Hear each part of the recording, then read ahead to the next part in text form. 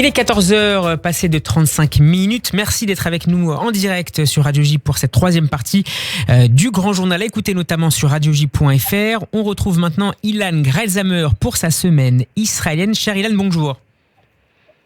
Bonjour. Et merci d'être avec nous. Vous êtes professeur de sciences politiques à l'université Bar-Ilan de Tel Aviv. On démarre notre échange cette semaine, Ilan, évidemment sur la vague d'attentats qui a touché Israël ces 2 dernières semaines. En cette période de Ramadan et à 10 jours de la fête de Pessah, les services de sécurité israéliens ont intensifié leurs opérations pour faire face à une menace, Ilan, qui pourrait durer encore quelques semaines, voire même plusieurs mois. Oui, je dois dire que disons, ces 10 derniers jours ont été très problématiques en Israël, avec 3 attentats qui ont fait des morts parmi les Israéliens.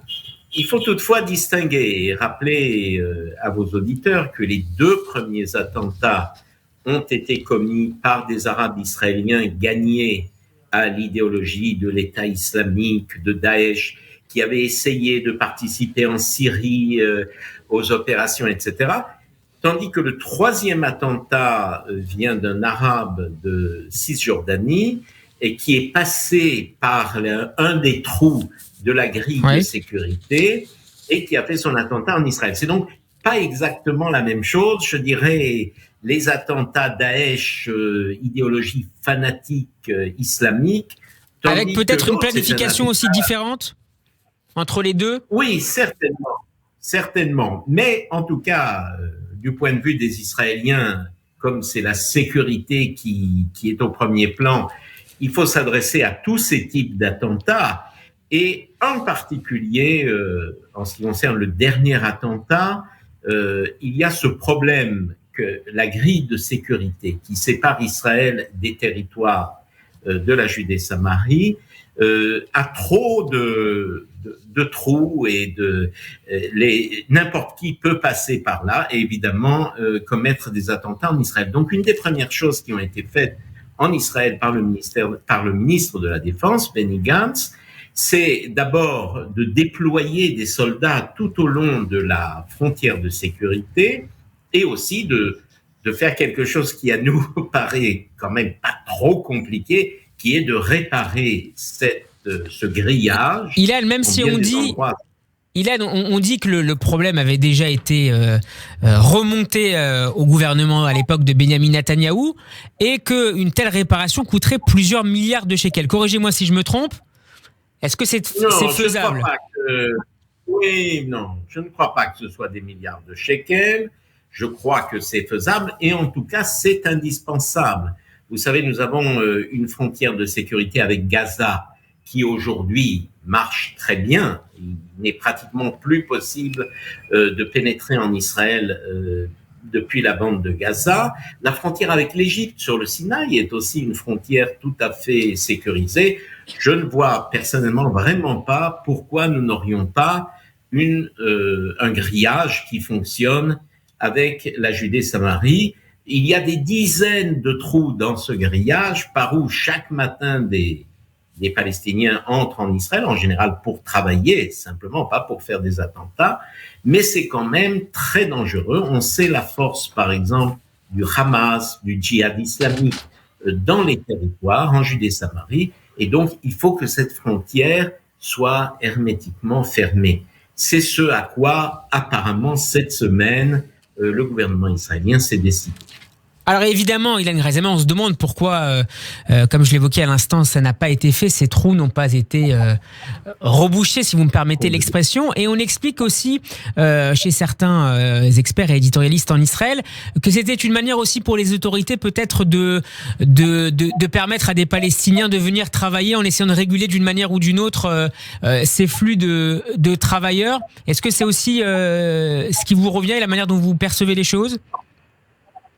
Non, je crois que c'est une très bonne chose d'autoriser des Palestiniens qui ont été considérés comme n'étant pas dangereux, aussi bien de la bande de Gaza que de Cisjordanie, d'entrer en Israël pour travailler. Ça, c'est une très bonne chose. Et d'ailleurs, on parle d'autoriser maintenant pratiquement 20 000 Palestiniens de la bande de Gaza d'entrer en Israël pour y travailler, parce que on a étudié, je dirais, leur dossier et on sait qu'ils ne feront pas d'attentat.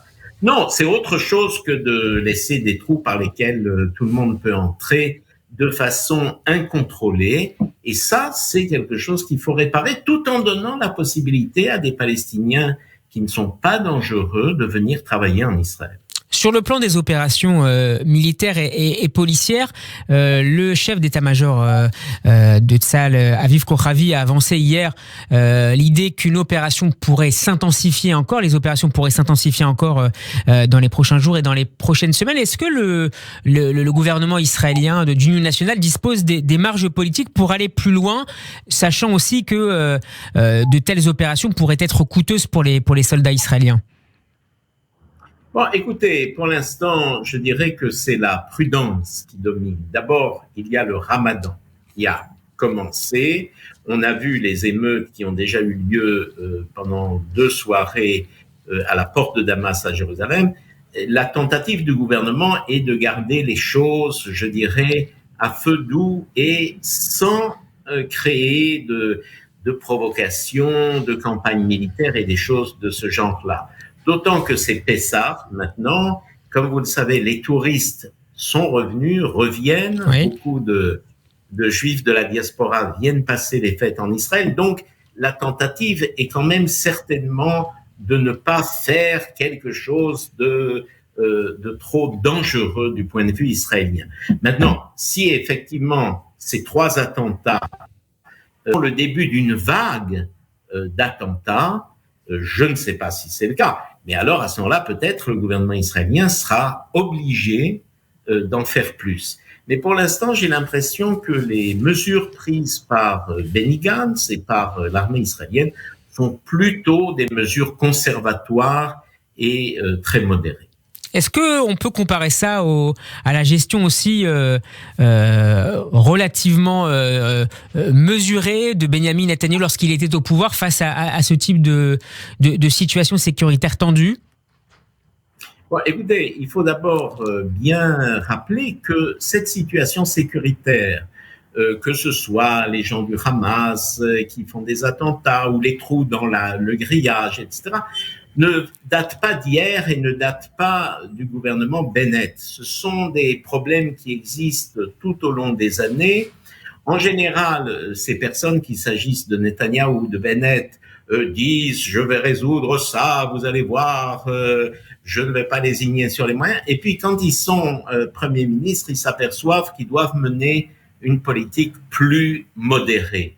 Et en définitive, rétrospectivement, la politique de Netanyahou, comme celle de Bennett aujourd'hui, sont des politiques de modération, d'essayer que les choses n'aillent pas plus loin, ne s'enveniment pas.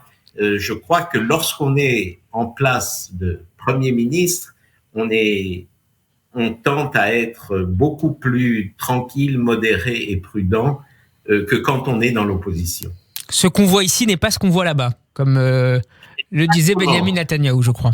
Oh. Exactement. Alors maintenant, Netanyahou, qui est le chef de l'opposition, dit « vous n'en faites pas assez, vous devriez être beaucoup plus énergique, etc. » Mais on lui répond « vous, quand vous étiez Premier ministre, vous ne faisiez pas mieux. » Et c'est vrai, aucun ne fait mieux ou moins bien. Ils font tous ce qu'ils peuvent face à une situation géostratégique qui est très complexe.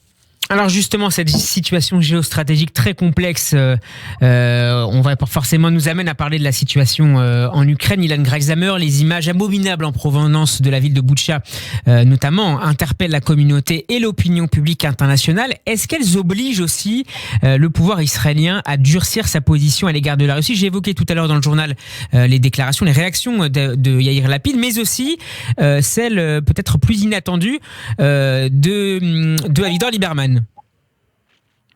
Oui, non, la réalité, c'est que nous sommes tous interpellés par ces images. En Israël, il y a une correspondante très courageuse, correspondante de la télévision israélienne, Hadas Greenberg, qui a été une des premières à aller à Boutcha et à voir sur le terrain ces choses horribles, ces fosses communes, ces cadavres sur les routes, etc.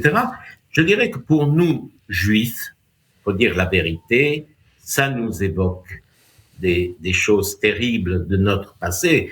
Sans entrer dans la comparaison avec la Shoah, il ne s'agit pas de ça et ce n'est pas une comparaison, mais de voir des fosses communes, de voir des cadavres, les mains liées, sur qui on a tiré, qui sont sur les routes. C'est peut-être pour des Juifs, pour des Israéliens, quelque chose qui est encore plus terrible, peut-être, que pour d'autres. Ce qui fait qu'Israël, qui était dans une position, je dirais, assez modérée et médiane, une position d'intermédiaire entre les Ukrainiens et les Russes, là, va devoir prendre des décisions et faire des déclarations qui sont quand même extrêmement critiques de Poutine et du pouvoir russe, même si ce n'était pas l'intention d'origine, je pense, de Bennett et de ce gouvernement d'être aussi modérés. Ils vont devoir sortir de leur modération. La semaine politique d'Ilan Grelzamer à écouter en podcast sur notre site radioj.fr. Merci beaucoup Ilan de nous avoir aidé à analyser, à mieux comprendre cette actualité très volatile, notamment en Israël. On espère que les nouvelles seront meilleures la semaine prochaine. Bonne semaine à vous et à lundi prochain Ilan. À bientôt.